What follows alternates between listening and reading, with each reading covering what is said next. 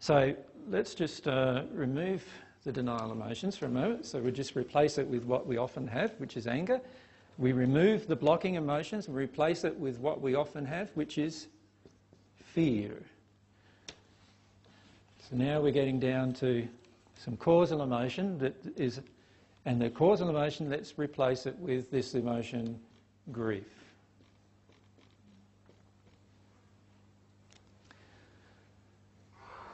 That's what's normally locked up in us. That process, if you like, is what's going on. So if I'm finding I'm slightly annoyed, frustrated, slightly angry, intensely angry, in a rage, murderous, that is up in that bracket there, all that. If I find in this one that I'm like slightly agitated, a bit fidgety, right the way through to fearful, right the way through to terrified, that's in that bracket there. Right? And then when in this one I'm slightly sad, just a little morose, a little bit down, right the way through to sobbing with grief, that's in that bracket there, if you like. All right, so what we want to do is address why we get into anger. And so what I'm really saying is the reason why we're getting into anger is because we're really in fear and we don't want to acknowledge it. All right? And while we're in fear, fear is the cause of all of my pain. That's what I need to remember. Also, fear is going to prevent you from ever being at one with God. When you become at one with God, you will never have fear again. I just want to read something from the Paget messages for you, written by a spirit. One of my friends, Andrew, his name is. He said, "I am here, Andrew. I came to tell you that where love is, there can be no sin or unhappiness, and fear is not. We who live in the celestial spheres know this to be a fact, and with all the force and authority that knowledge gives, we declare this truth to you tonight. The love that casts out all fear is the divine love of the Father, and when a spirit obtains that, there exists no such thing as fear, and nothing that could create or permit fear to exist." That's a pretty definite statement, isn't it, about what love does. Now, scientists and psychologists and everyone would argue differently. What they would say to you is that, no, you actually naturally experience fear, right? So if you walk across the road and all of a sudden a car hits you, right in that particular moment, they say you will experience fear, right? Just before that moment occurs. So that's an interactional fear, if you like. And they define it, I forget what the term is, I think I've written it down here in this outline for you to read later. They define it as what they call realistic fear. Fear based on a real situation. Now, the next set of fears that they say are the fears that are the result of the original thing occurring. So let's say I got run over by a car when I was little. The next set of realistic fears are, all right, whenever I come up to a road, I'm going to be careful, right? Because the last time I came up to a road when I was little, I got run over or whatever. So from then on, I start to be careful. I start to be living in this fear, if you like. And then as an adult, I'm just afraid of crossing the road. So, you know, I never jaywalk. I always go up to the sign, and then, you know, here in Queensland where you can just walk across the road and hope everybody stops. But of course, you worry that nobody's going to. So you step out the road and you wait for them to, yeah, now I'm on, right? And so we have these fears come up. These are what are called the psychologists would call natural fears. But what God's saying to us really is that in the end we won't have any fear at all, even those kind of fears. Why won't we? Because we'll already know what to do in every situation. So how would you be afraid if you knew what to do in every situation? You couldn't be, really, could you? If you know, oh, there's a guy in that car, he's not going to stop for me, you're not going to walk across the road. If you can feel his emotions before you even look at him, you would know whether to walk across the road in front of him or not. Can you see that? You say, oh no, he's not paying attention, I'll just wait here and let him go past and then I'll go across.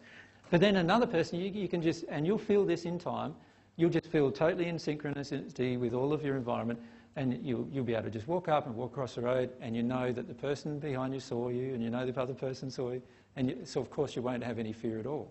Does that make sense? When you're in a state where you've dealt with all the fears, you can actually start feeling all the emotions of everyone around you much more easily.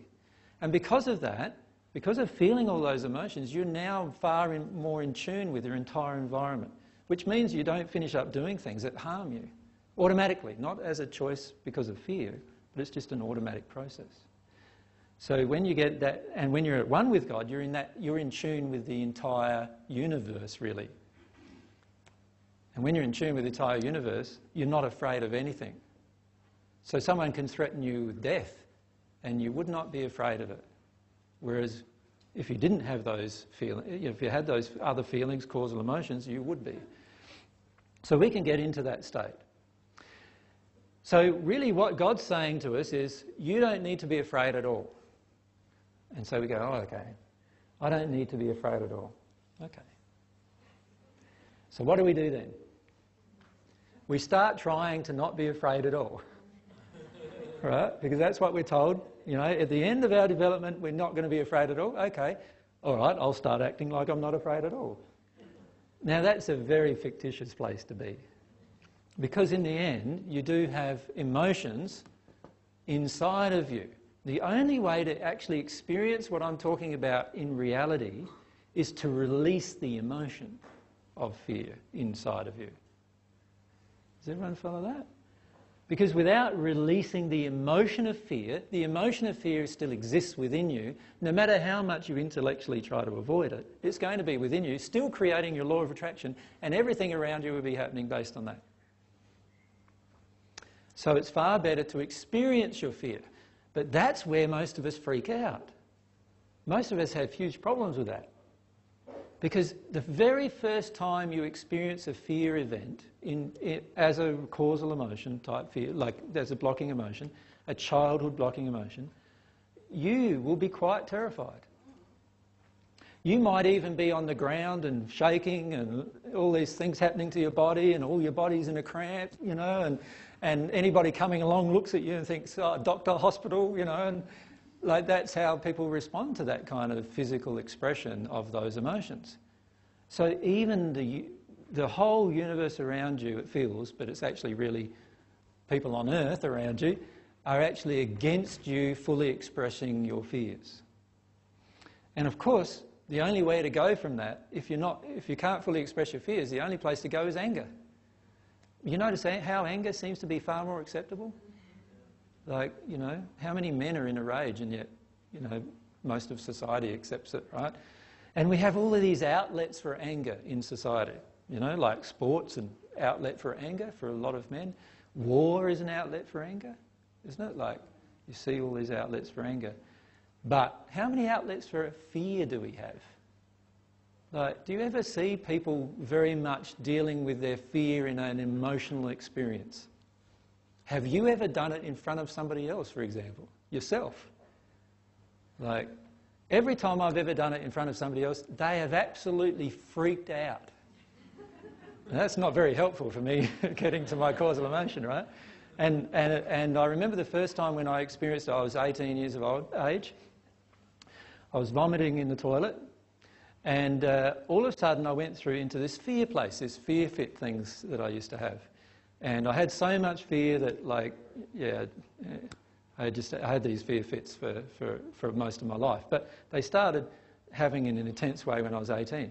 And I was trying to open the door of the toilet to yell out to somebody, and all of my body just went into complete lock-up. Right? There's a medical term for it, but I won't bore you with all those things. And I was there. I couldn't speak. All of my face was all lined with my muscles, all like clamping my jaw shut.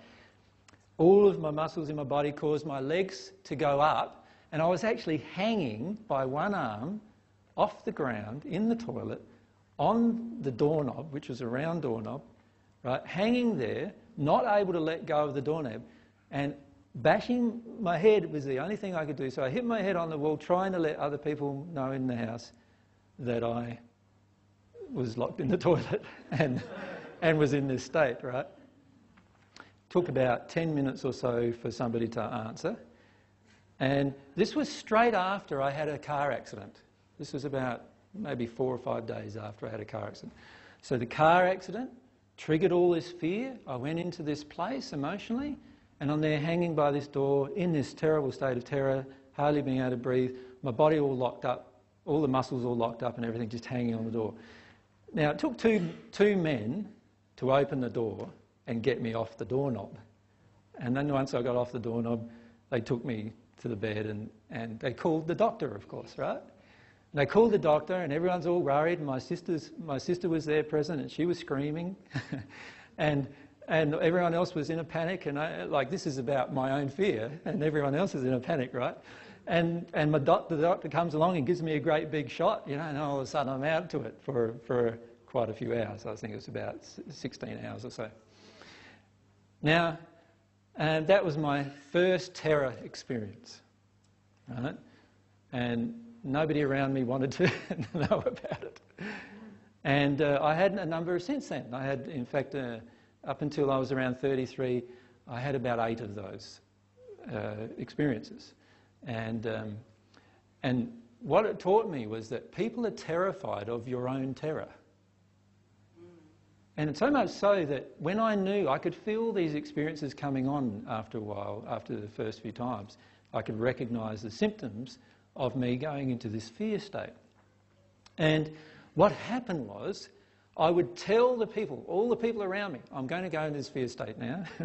This is what you're going to need to do. This is how you're going to need to treat me. I had to sort of give them a heads up, right, before they'd actually allow me to go through the experience. And eventually I got to the point when I was 33 where I started facing the terror face on, like head on. And so I had 2 of those fits a day for 3 months, right? So eventually I got through them all. They started off, they were about 2 hours long. The best way I could liken them was, for me, it was like I was in what's that when you get cramp, you know, but cramp all through your body for 2 hours straight. Can't speak, can't do anything else, and a lot of times I passed out because I couldn't breathe properly either. I always survived them. And they, you know, the doctors did their thing, you know, the ECGs and the scans and all those different things, and found nothing, of course. And of course, because it's all emotional. It's all driven by emotions. And eventually I learnt how to deal with fear. And it was an amazing thing to be able to learn how to deal with fear. Because after 3 months, I never had one of those again, ever. One of those fear fits ever again. And after that time, I was not afraid of dealing with any single emotion inside of myself. So that was the benefit of experiencing those things. It was the fear that was preventing me from actually accessing other emotions. And so I had to work through the fear first. And for many of us in the audience, this is the process you're going to have to go through. Maybe to not that intensity, but you're going to have to start confronting these fears that are within you and allowing their experience. Now, I'm saying you'll need to allow their experience, not just the thought of it. Okay? Now, what I want to do today is give you lots of tools by which you can do this.